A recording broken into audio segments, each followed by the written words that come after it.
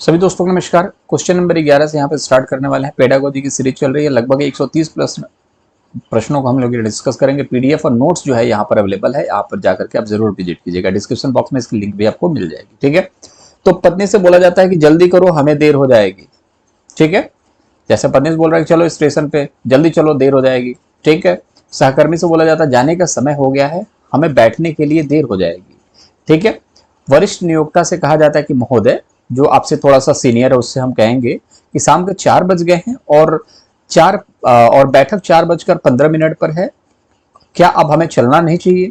भाषण में इस भिन्नता को किस रूप में जाना जाता है। देखिए कितनी अच्छी बात है।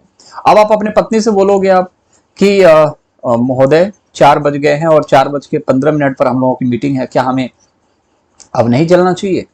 तो ऐसा तो मुझे नहीं लगता कोई बोलता होगा, नई नई शादी होती होगी तो, बट फिर भी मोस्ट ऑफ द टाइम आप देखोगे जल्दी करो, लेट हो गई, लेट हो जाएगा, इस तरीके से बात की जाती है। सहकर्मी जो आपके साथी होगा तो उससे बोलेंगे कि चलो चलो चलो जाने का समय हो गया, चलो चलो चलो बैठक में देर हो जाएगी, इस तरीके से। लेकिन कोई सीनियर होगा तो आप इससे नहीं बोलेंगे चलो चलो चलो लेट हो गया, जल्दी करो लेट हो गया, नहीं, उससे बोलेंगे महोदय 4 बज गए हैं, चलना चाहिए, अब हम लोगों को 4:15 पर मीटिंग है, तो ऐसे बोला जाएगा। तो देखो इस सभी चीजों में फर्क क्यों आ रहा है।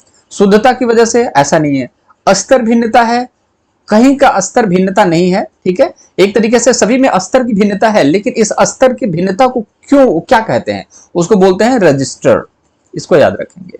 ठीक है, अब आप देखोगे ना किसी भी शब्द में किसी भी व्यक्ति से जब हम बात करते हैं, अब जब बात करने का तरीका या फिर अब सलीका जो चेंज होता है उसको रजिस्टर्ड कहते हैं, और वो टाइम टू टाइम चेंज होता है सिचुएशन के हिसाब से। आंसर नंबर 3 होगा राइट आंसर। ठीक है, इसको रजिस्टर याद रखिएगा। मुहावरे में हम बात नहीं कर रहे हैं, हर एक स्तर पर भिन्नता है उसको रजिस्टर कहते हैं।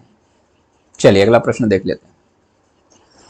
समूह वाद विवाद में भाग लेने के लिए भाषा शिक्षक एक शर्त रखता है। मैं मान लो एक शिक्षक हूं भाषा का, तो मैं चाहता हूं कि क्लासरूम में एक वाद विवाद का कार्यक्रम होना चाहिए, तो मैं एक शर्त भी रखूंगा आप लोगों से। अब वो शर्त क्या है देखते हैं। समूह में 4 विद्यार्थी कनिष्ठ से और 1 विद्यार्थी वरिष्ठ वर्ग से होना चाहिए। कनिष्ठ मतलब क्या होता है, छोटा, जूनियर जिसको हम कहते हैं, और 1 होगा वरिष्ठ जिसको हम सीनियर कहेंगे, जो आवश्यकता पड़ने पर कनिष्ठों की सहायता करे। समूह निर्माण का यह विचार किसके सिद्धांत पर आधारित है। तो मैंने आप लोगों से बोला ये 30 बच्चों की क्लास है। ठीक है, ये 30 बच्चों की क्लास है, मैं हिंदी का टीचर हूं और एक भाषा शिक्षक हूं।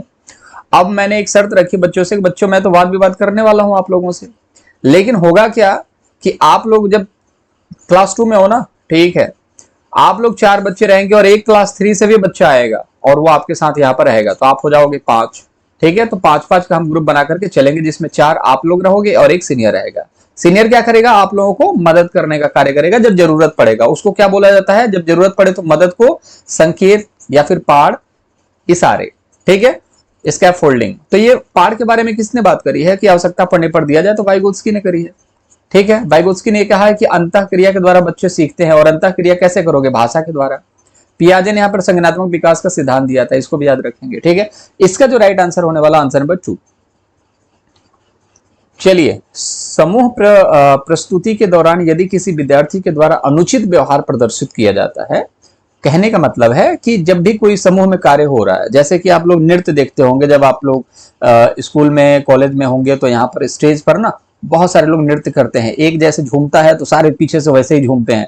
तो इन सभी चीजों में कोई एक गलती कर देता, वो नहीं झूमता, तब एक अध्यापक होने के नाते आपको क्या करना चाहिए, कहना चाहिए इसको बाहर निकालो, इसको फटाफट बाहर निकालो, यार इसने सारा गुड़ गोबर कर दिया, इसको बाहर निकालो। ऐसा हो सकता है क्या?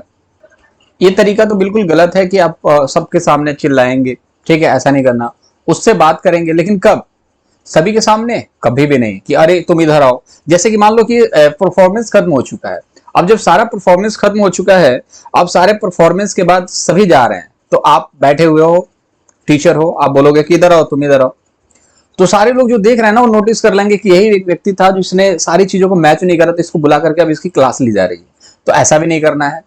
उसे कुछ नहीं करेंगे, उसे स्व अनुशासित होने की अपेक्षा करेंगे, तो ऐसा भी नहीं, उससे बात तो करनी पड़ेगी, अदरवाइज उसे लगेगा कि भाई हम ये राजा हैं, हमसे तो लोग डरते हैं, हमसे तो कुछ बात करता ही नहीं है कोई, हमारे को तो कोई बोल ही नहीं सकता कुछ। ऐसा नहीं करना, उससे बात करेंगे, याद रखिएगा, कभी भी उपेक्षा नहीं करेंगे, अपेक्षा नहीं करेंगे किसी चीज की, उससे बात करेंगे कि देखो ये भाई इज्जत की बात होती है, थोड़ा सा प्रैक्टिस कर लिया करो, थोड़ा सा चीजें समझा करो, है ना। तो उस तरीके से बच्चे समझ जाते हैं, कोई दिक्कत वाली बात नहीं। अगला प्रश्न है कि मान्यताओं का वह समूह जो इस बात की व्याख्या करता है कि भाषा संरचनाओं या नियमों का समूह है, किस रूप में जाना जाता है।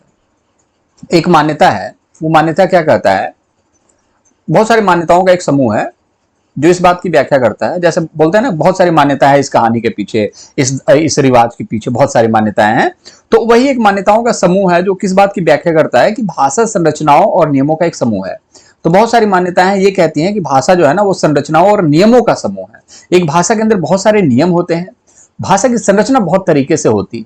आप जैसे बोलोगे ना, खाना खाने जा रहा हूं, ठीक है, खाना खाने जा रहा हूं, खाने जा रहा हूं खाना, ठीक है, जा रहा हूं खाना खाने। तो कितने तरीके की बातें बोली जा सकती है। तो एक संरचना है। नियम क्या है कि जा रहा हूं मतलब कि कंटिन्यूअस में प्रोसेस होने वाला है, ये वर्तमान की स्थिति बताई जा रही है कि जो चल रहा है।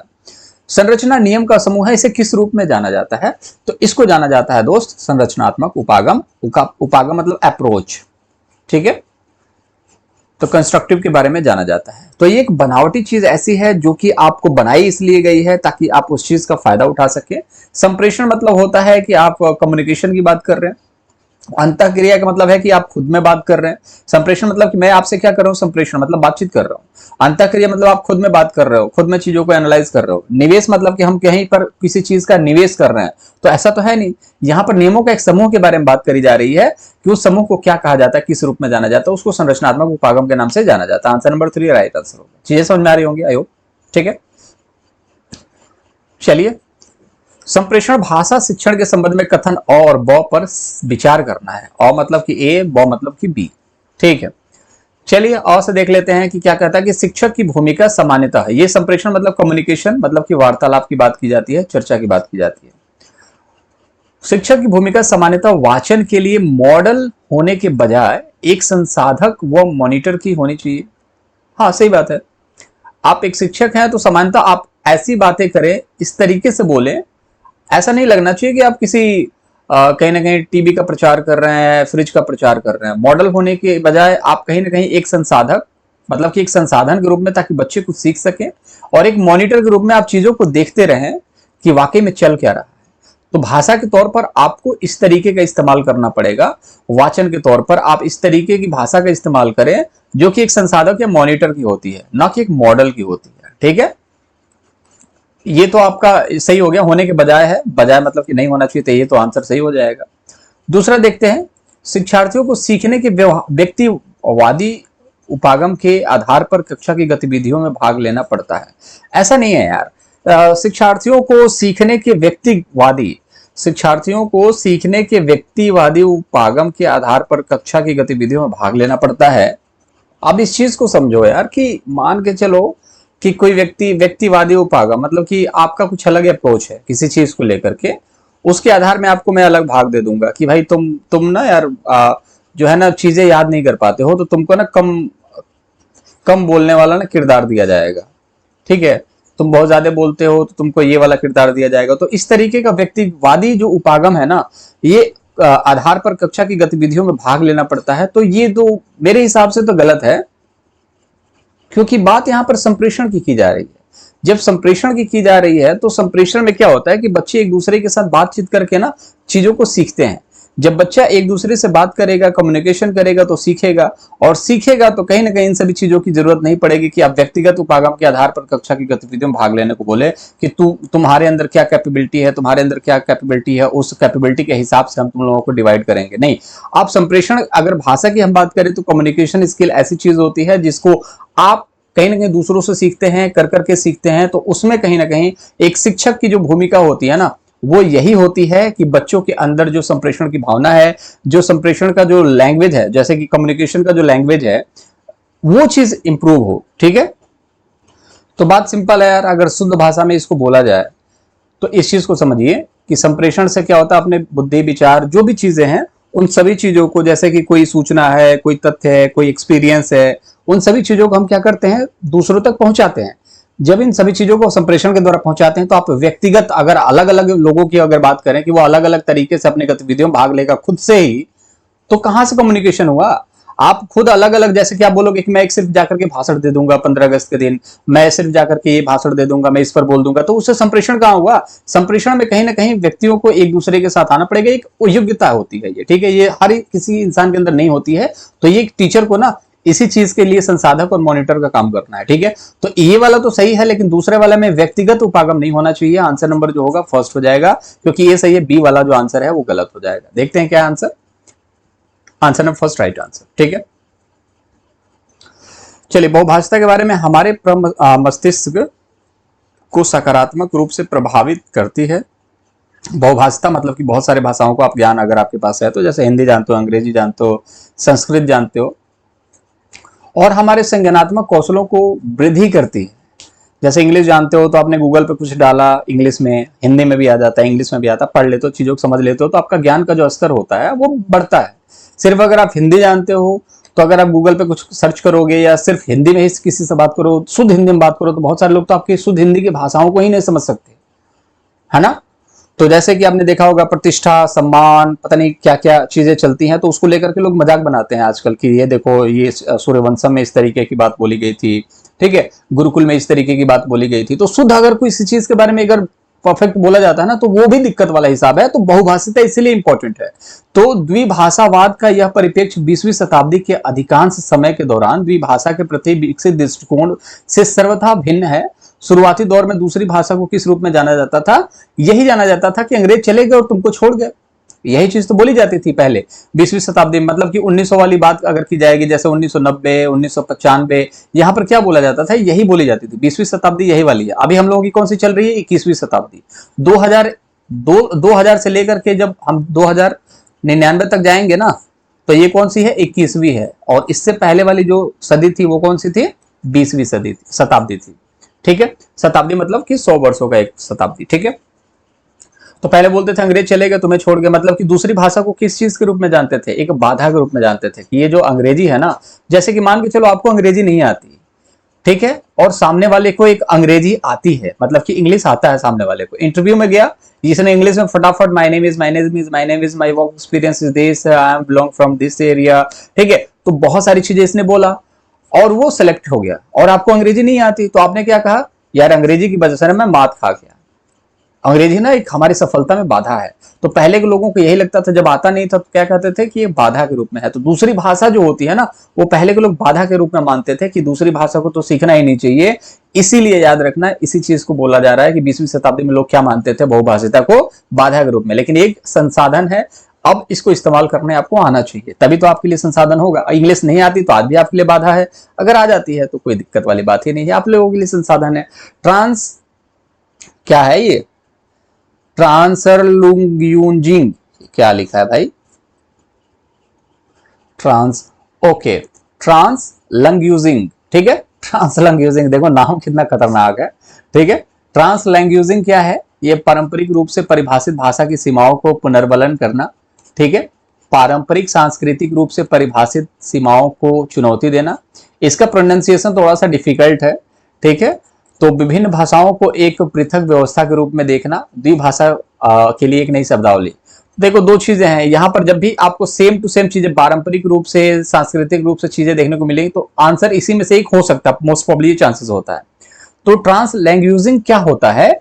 ये चुनौती देने वाला हिसाब किताब होता है दूसरी भाषा को, ठीक है। तो पारंपरिक भाषा की सीमाओं को पुनर्बलन देना, पुनर्बलन नहीं देना है, ठीक है।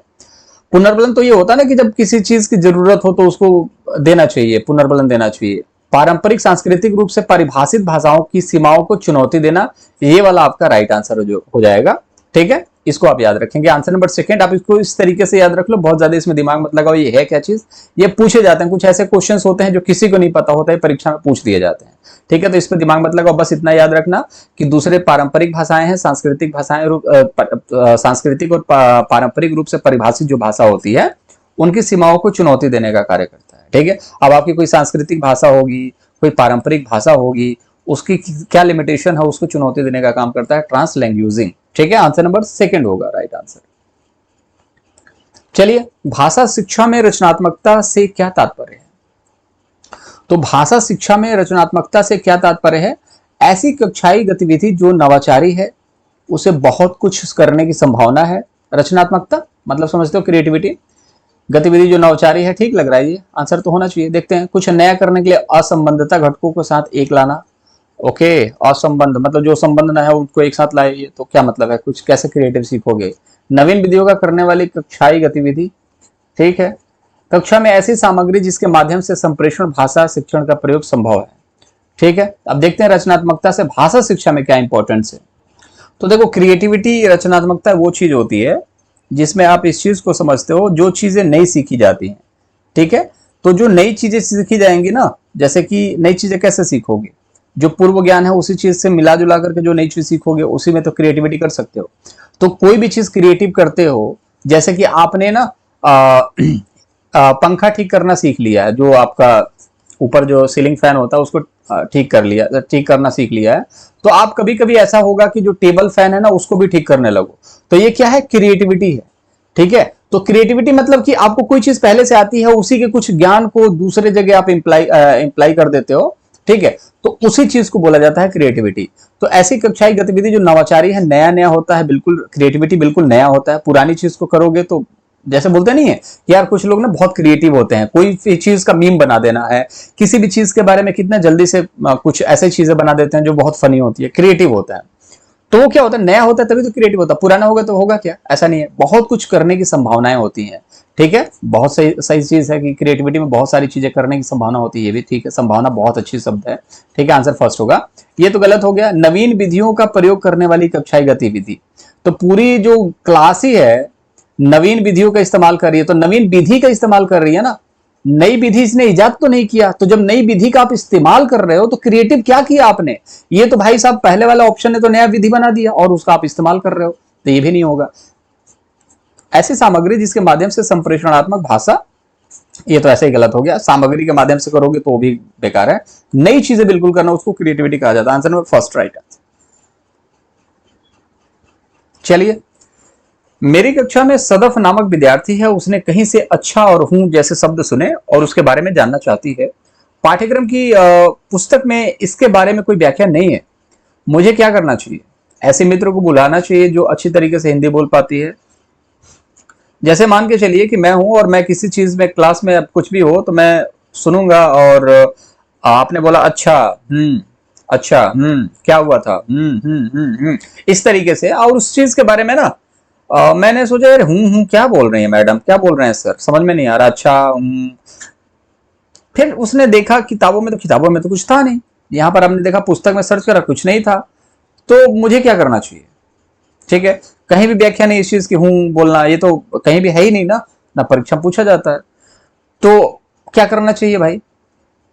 देखिए क्या करना चाहिए, ऐसे मित्रों को बुलाना चाहिए जो अच्छी तरीके से हिंदी बोल पाता हो, बोली जाने वाली भाषा के प्रमाणित प्रयोगों के उदाहरण ढूंढने चाहिए, व्याकरण की पुस्तकों में इस तरह के प्रयोगों को ढूंढना चाहिए, शब्दकोश देखना चाहिए। अच्छा प्रश्न है, ठीक है, प्रश्न तो अच्छा है। तो देखिए ये सारी चीजें तो है नहीं, आपकी किताबों में कहीं नहीं मिलेगा, तो आपको अच्छी तरीके से बोलने वाला अगर कोई बंदा मिलता है हिंदी, तो ऐसा नहीं है वो उस चीज के बारे में समझा पाए कि क्या, वो खुद भी बोलेगा फिर और कंफ्यूजन क्रिएट होगा। तो बोली जाने वाली भाषा के प्रमाणित प्रयोग, कोई भी ऐसी चीज है जो बोला जा रहा है, इसके प्रमाणित प्रयोग का उदाहरण ढूंढना चाहिए और उसको दिखाना चाहिए कि देखो ये मैं सिर्फ और मैं खुद नहीं बोल रहा हूं, ये चीजें ना प्रमाणित है और ये लोग बोलते हैं, और मोस्ट ऑफ द टाइम आप देखोगे कि बहुत सारे लोग यूज करते हैं कि yes yes yes yes yes को, तो आप लोग देखो, आपने यस देखा होगा, लेकिन कभी या देखा है आपने, हर कोई बोलता है या मतलब क्या हुआ, यस, लेकिन कभी भी अब जैसे हाँ का क्या होता, ठीक है, हाँ का हो गया, यस का या हो गया। तो इस चीज को ना प्रमाणित जो है ना, उदाहरण के द्वारा इस चीज को ढूंढा जा सकता है। जैसे वीडियो दिखा दीजिए कि देखिए इस वीडियो में कैसे, फिल्म में दिखा दीजिए, तो प्रमाणिक स्रोतों को दिखाना पड़ेगा, चीजें समझ में आ जाएंगी, ठीक है। चलिए आंसर नंबर सेकंड जो होगा राइट आंसर होगा, बाकी कोई भी चीज नहीं है, पुस्तकों से ढूंढोगे, ढूंढने पर मिला ही नहीं तो कोई मतलब ही नहीं बनता, शब्दकोश पे तो वैसे ही नहीं मिलेगा। निम्न में से कौन सा व्याकरण के पाठ का चरण नहीं है। विद्यार्थी उस पठन सामग्री को पढ़ते या सुनते हैं जिसमें लक्ष्य शब्द या उसकी आकृति है, ठीक है। दूसरा, विद्यार्थी पठन सामग्री में लक्ष्य शब्द शब्दांश चिन्हित करते हैं, व्याकरण के पाठ का चरण नहीं है, चरण की बात कर रहा है। तो यहां पर देखो, पठन सामग्री को पढ़ते या सुनते हैं कोई भी पठन सामग्री है, जैसे कि हमारे जो सामने डिस्प्ले हो रहा है ये पठन सामग्री एक तरीके से हम पढ़ रहे हैं इसको, जिसका क्या है कुछ लक्ष्य शब्द है, मतलब कि एक ऐसा शब्द जिसका कुछ उद्देश्य होता है और उसकी आकृति है। तो सिंपल सी बात है, जैसे कि मान के चलिए कि हम बोलते हैं ले खाना खा, ले खाना खा, ले खाना खा, ये एक शब्द है, एक भाषा है एक तरीके से। लेकिन इसको हम अब जब व्याकरण की तरीके से बात करेंगे तो बोलेंगे लीजिए, ठीक है, आप खाना खाइए, ठीक है, हुआ कि नहीं। तो कहीं ना कहीं एक लक्ष्य होता है, एक तरीका होता है, एक सलीका होता है ग्रामर में, तो ये ठीक है, ये अच्छी बात है। कौन सा नहीं है पूछा जा रहा है। विद्यार्थी पठन सामग्री में लक्ष्य शब्द वाक्यांश चिन्हित करते हैं, ये भी सही बात है, वही सेम चीज हो गई। व्याकरण के बिंदुओं के अभ्यास के लिए नियंत्रित और स्वच्छ परिवेश देती है, हाँ बिल्कुल सही बात है। देखिए नियंत्रित जो है वो गलत होता है, लेकिन व्याकरण के दृष्टिकोण से ये तो सही है भाई। चीजें समझ में आ रही है ना। व्याकरण एक नियंत्रित, कहीं ना कहीं देखोगे ना कि एक चीज भी आप देखोगे संधि में, आप देखोगे कि बड़ा स है, ठीक है, या फिर ये वाला है। अब इसमें सवाल ये आ जाता है कि ये क्या है, दीर्घ संधि है, ये वाली कौन सी संधि है भाई बताओ। वृद्धि संधि है, नहीं। यण संधि है, नहीं। गुण संधि है, यस गुण संधि है। तो इन सभी चीजों के बारे में जो है ना एकदम कंट्रोल चीजें देखने को मिलती है, ठीक है। तो इसमें कहीं भी गलती हुई तो व्याकरण का पाठ हो ही नहीं सकता। तो ये भी सही बात है, एकदम कंट्रोल। जैसे देखिए ले खाना खा ले, नहीं, लीजिए खाना खाइए, कंट्रोल है, कितना अच्छा लग रहा है, सुंदर लग रहा है, ठीक है, स्वच्छ परिवेश है, मतलब अच्छा लग रहा है। और भाषा देखोगे कि भाषा की वजह से ही आप सेम चीज बोलोगे, लेकिन उसमें कहीं खटास दिखती है और कहीं प्यार दिखता है, वो भाषा ही है, ठीक है, और वो तरीका है। भाषा एक पठन सामग्री के माध्यम से प्रस्तुत की जाती है जिसमें विद्यार्थी अभ्यास कर सकें, तो ऐसा नहीं है यार, विद्यार्थी भाषा का अभ्यास थोड़ी करते हैं। अब इंग्लिश भाषा अगर सीखना चाहते हो तो लैंग्वेज सीख रहे हो, ग्रामर थोड़ी सीख रहे हो। तो ग्रामर सीखने के लिए आप क्या करोगे, ग्रामर सीखने के लिए आपको क्या करना पड़ेगा बताओ, अभ्यास करने की जरूरत पड़ेगी क्या बहुत ज्यादा, नहीं। आप भाषा सीखने के लिए कर सकते हो, लेकिन ग्रामर के लिए आपको भाषा बार बार अभ्यास करने की जरूरत नहीं है, ठीक है। ग्रामर नियम से सीखे जाते हैं और नियम जो होता है बार बार अभ्यास करने से यहाँ पर नहीं होने वाला है, ठीक है। तो सिंपल सी बात है कि इसको आप दूसरे तरीके से भी ले सकते हो कि नियमों को बार बार प्रैक्टिस करने से सब कुछ हो सकता है। तो अभ्यास और ड्रिल निगेटिव माना जाता है, इस चीज को याद रखना। किसी भी चीज को सीखने के लिए करके सीखने पर बल दिया जाता है कभी भी, ठीक है। तो भाषा एक पठन सामग्री के माध्यम से प्रस्तुत की जाती है, ऐसा नहीं है, पठन सामग्री के माध्यम से प्रस्तुत नहीं की जाती है, ठीक है। भाषा अपने आप में संपूर्ण है और उसका अभ्यास जिसका विद्यार्थी अभ्यास कर सके, ऐसा गलत है। आंसर नंबर 4 जो है गलत है और यही पूछा है, आंसर नंबर 4 गलत होगा। आई होप चीजें समझ आ रही होंगी। देखिए पहली चीज है ऐसी कि ये कुछ टाइम लगता है चीजों को समझने में, और जब एक बारी चीजें समझ में आ जाएंगी तो बहुत आसान लगता है, और इसीलिए पेडागोजी और हिंदी पेडागोजी जो है बहुत आसान नहीं आता है। ठीक ठाक प्रश्न पूछे जाते हैं, लगभग 10 प्रश्न तो कोई भी कर देगा, 4-5 प्रश्नों में फंसाने की कोशिश करता है, उसी चीज को तो हम निपटाएंगे यहाँ पर, ठीक है। यहाँ पर फ्री पीडीएफ मिलेगा, इसको देखिएगा, चैनल को सब्सक्राइब कर लीजिएगा, टेलीग्राम चैनल का लिंक भी डिस्क्रिप्शन में है, जाकर के वहां से भी जुड़िएगा, पीडीएफ वहां पर भी अवेलेबल होगी, ठीक है। टेक योरसेल्फ, अपना ख्याल रखेंगे, बाय बाय।